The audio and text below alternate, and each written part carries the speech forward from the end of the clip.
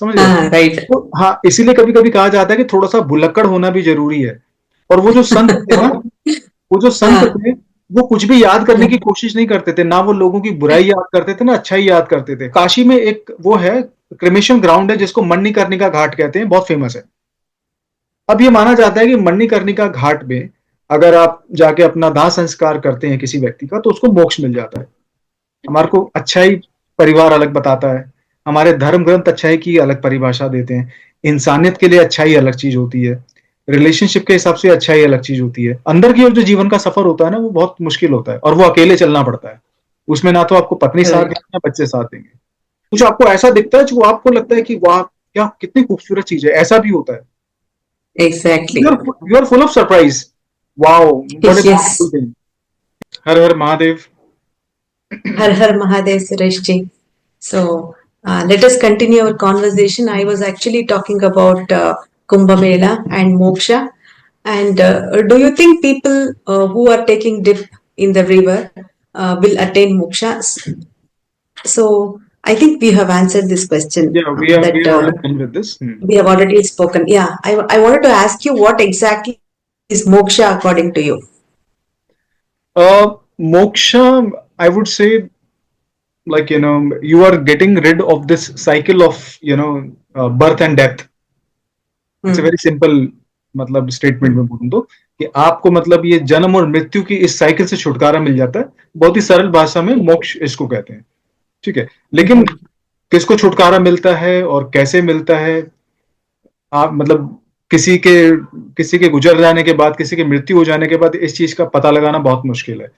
अब किसी व्यक्ति Hmm. को मोक्ष मिलता है, उसका Hmm. जीवन मोक्ष पाने से पहले या शरीर छोड़ने से पहले उसका जीवन कैसा होता है, उसके लिए हमारे पास समाज में एक एक आदर्श, मतलब एक एक रोल है। कुछ संत हैं, बड़े बड़े लोग हैं, साधु संत हो गए। अब हम ये कह सकते हैं भाई जगत गुरु आदि शंकराचार्य को मोक्ष मिला क्योंकि उन्होंने अपनी इच्छा से, मतलब स्वेच्छा से उन्होंने प्राण छोड़े Hmm. केदारनाथ के पास कहीं जाके। ठीक है, संत Hmm. तुकाराम रहे हैं बहुत बड़े। तो ऐसे लोगों को अगर समाधि मिली है, ऐसे लोगों ने प्राण छोड़े हैं, तो कहीं ना कहीं हम कह सकते हैं कि भाई इनको मोक्ष की प्राप्ति हुई है। इसका आधार यह कि उनका जीवन भी ऐसा ही रहा है। ठीक है, अब एक व्यक्ति जो क्लब जा रहा है, जो शाम को डिस्क जा रहा है, ठीक है, और जो वीकेंड में पार्टी करने कहीं हिल स्टेशन पे जा रहा है, ठीक है, जिसकी दो चार गर्लफ्रेंड है, ठीक है, और बहुत पैसा कमाता है, बहुत सारी चीजों में भोग विलास में पूरी तरह तृप्त है, तो ऐसे व्यक्ति को तो बोल ही नहीं सकते कि मोक्ष मिलेगा। उसको तो अच्छा जीवन मिल जाए वही बहुत है। Hmm. तो मोक्ष की प्राप्ति करने वाले इंसान की कुछ विचारधाराएं होती हैं, कुछ जीवन शैली होती है, जो उसके जीवित रहते वक्त ही हम लोगों को देखनी पड़ती है या समाज देखता है। तो फिर हम कह Hmm. सकते हैं कि हाँ, इसको मोक्ष की प्राप्ति हो गई होगी या इसको हो गई है, वो हमारी धारणा है। इसके बारे में कभी चेक नहीं किया जा सकता। दूसरी चीज, जो मोक्ष है, ये बहुत ही Hmm. सब्जेक्टिव एक्सपीरियंस है, बहुत पर्सनल एक्सपीरियंस है। Hmm.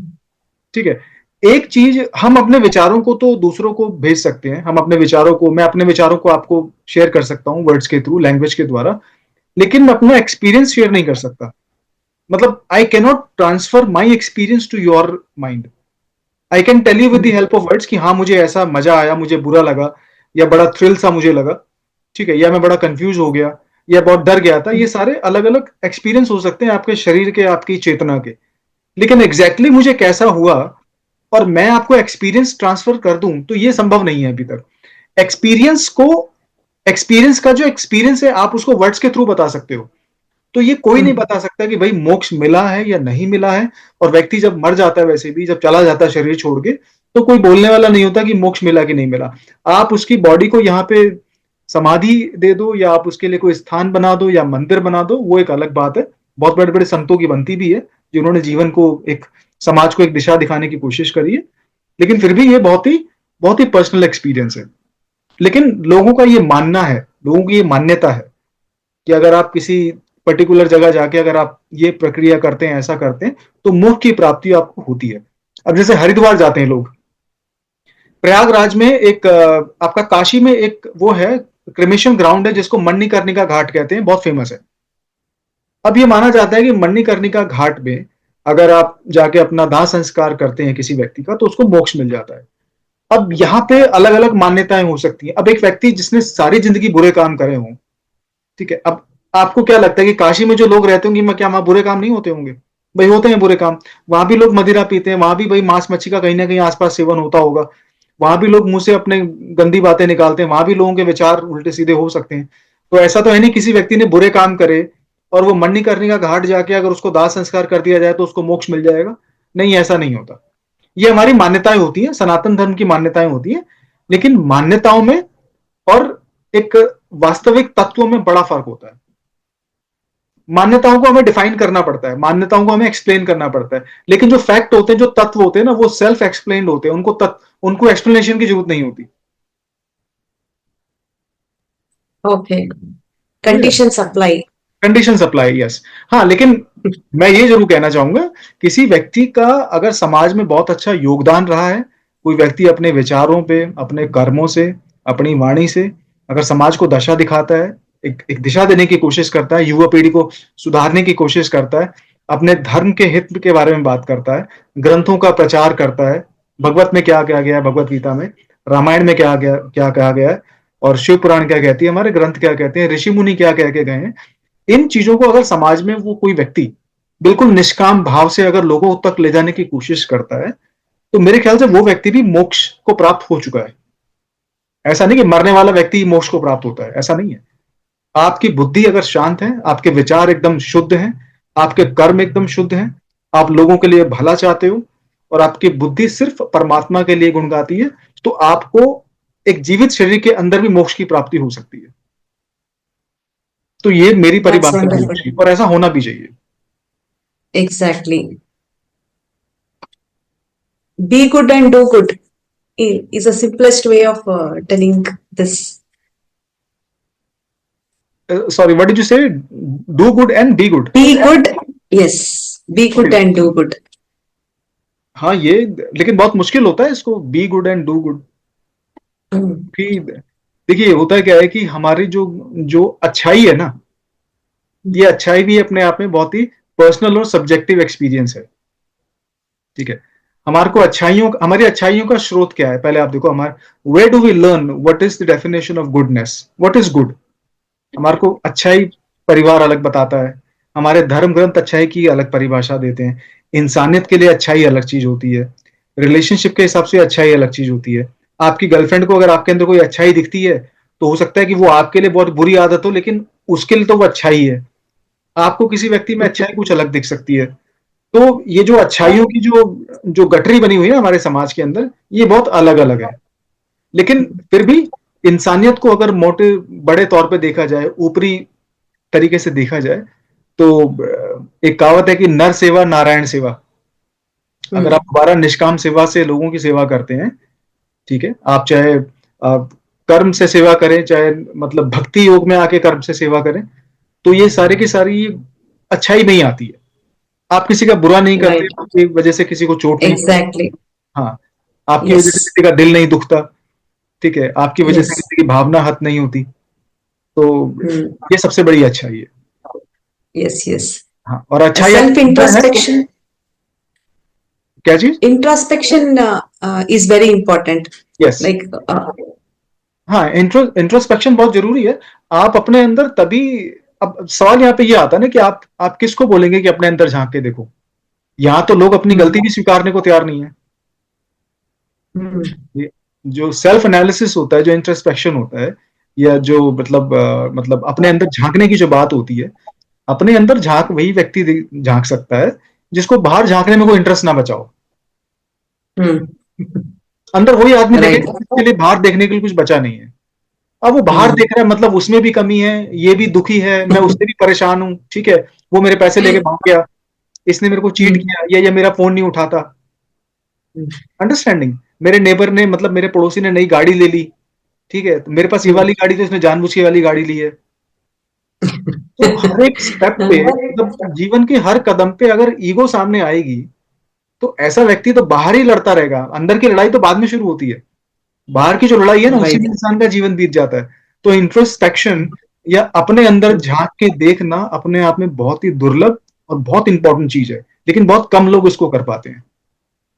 और एक बार व्यक्ति जब अंदर, हाँ, जीवन में क्या होता है कि इंसान के दो तरह के रास्ते होते हैं, दो तरह का सफर होता है। एक वो सफर जो इंसान बाहर की ओर चलता है, मतलब बड़ा होना, एजुकेशन लेना, ठीक है, और परिवार बढ़ाना, किसी के साथ मतलब मिलके जीवन बिताना, आपकी पत्नी मिली, आपका पति मिला, आपने सामाजिक लेवल पे जीवन बिताया, ये जीवन का जो सफर है बाहर की ओर है।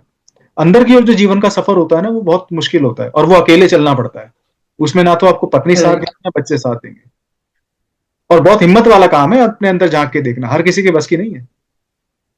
कोई Oh, बिखरा ही होता है, कोई बहुत ही हिम्मत वाला व्यक्ति हो जो अंदर झांक के देखता है, नहीं तो आजकल सभी बाहर ही झांक रहे होते हैं। सो right, right. हाँ, so it is like introspection is a very important thing. Absolutely. Only then we will know what we are doing.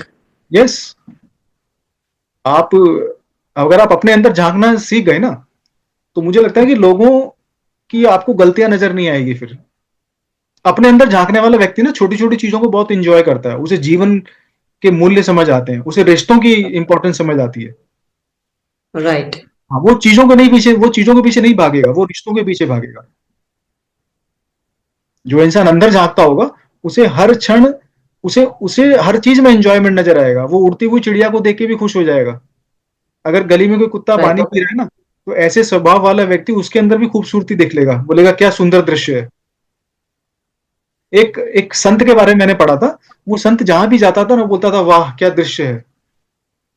Hmm. हाँ, वो हर जगह मतलब, और वो हर जगह सरप्राइज भी होता था। हमारे ग्रंथों में एक शब्द का इस्तेमाल किया गया, वो शब्द मेरे मुंह पे नहीं आ रहा, बट उसका इंग्लिश जो वर्ड है उसको कहते हैं सरप्राइज होना। Hmm. समझ रहे हो आप?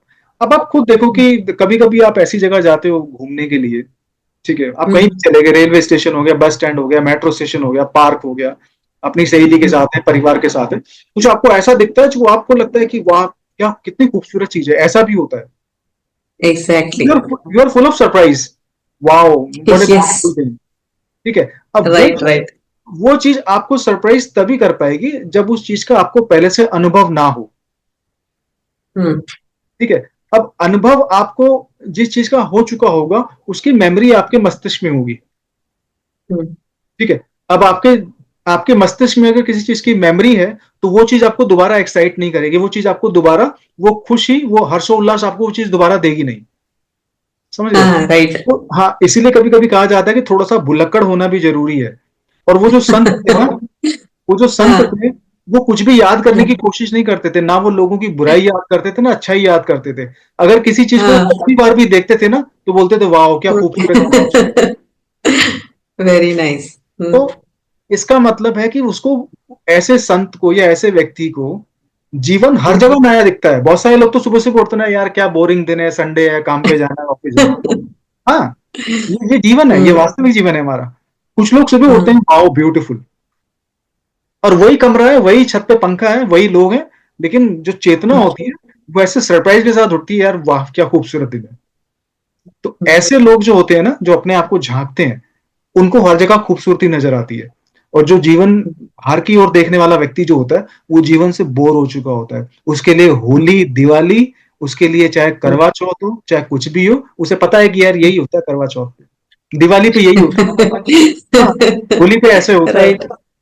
तो Hmm. ऐसे लोग बोर होते हैं, जिन लोगों ने बहुत सारी चीजें याद करके रखी होती हैं, उनके जीवन में कोई हाँ. सरप्राइज नहीं है, कोई हर्षोल्लाह नहीं है, बोर है, सब बोर है। Hmm. और बोरियत व्यक्ति जो Right. होता है ना, वो दूसरों को भी बोर करता है, मैं सही बता रहा हूँ आपको। Right. हाँ, जीवन का जो देखने का नजरिया है वो आपकी चेतना से बदलता है। तो Correct. इंट्रोस्पेक्शन बहुत जरूरी है। और जैसा कि हम लोग बात कर रहे हैं कि अपने आप अंदर झांकना बहुत मुश्किल है, बहुत जरूरी भी है। Correct. Thank you. Thank you so much. It was a wonderful conversation we had, and I learned so many things. It was very nice. Thank you so much. Her her Namaste. Mahadev.